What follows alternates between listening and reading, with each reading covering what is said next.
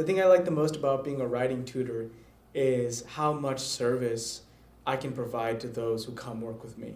There's a well-known phrase, a well-known adage: if you give a man a fish, you feed him once, but you teach a man to fish, you feed him for life.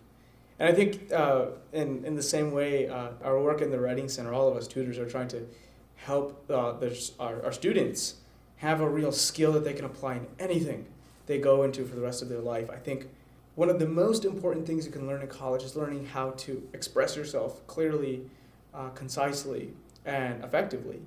And that's what great writing seeks to do.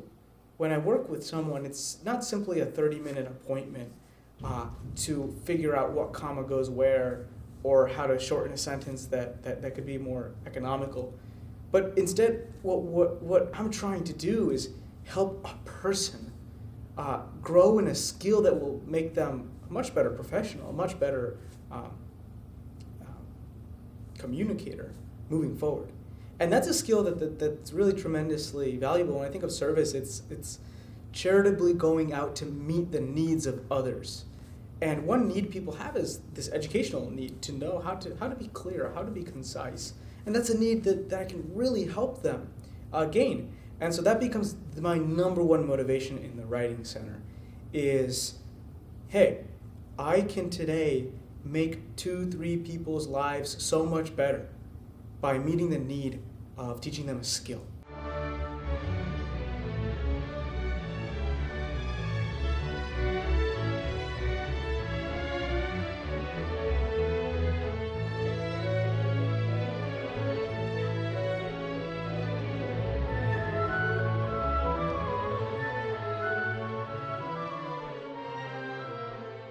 This is the third floor of Millennium North. It's the floor where I'm an RA. And I really enjoy being an RA. My job involves making sure that everyone who is a residential student on campus has the best possible experience. Now that involves a lot of mundane tasks. Locked doors and making sure people have their keys, and if they lose them, replacing them, and putting up posters and door decorations and things like that. But what I love most about it is that it gives me an opportunity to be at their service no matter what they'll need.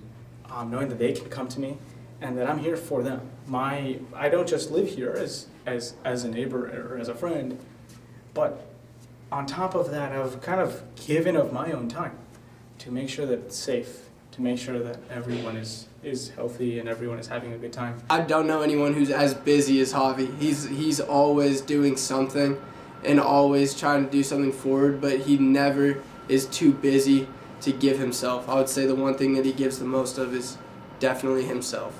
Like if you need a friend, if you need a mentor, if you need advice, if you need just someone to talk to, it amazes me because I'm like a third as busy as he is, and I'm also a third as available as he is. Like it's insane to me how one man is just willing to give so much of himself to so many different things, and he never gives it half-heartedly. It's always 100% of himself in every situation. That's like, it's really inspiring. It really is very inspiring to see men like that, especially, in a college. It's definitely a transitional period for a lot of men to, figure out what it means to become a man. And he's just been an example of that since freshman year, and that's really, it's really inspiring.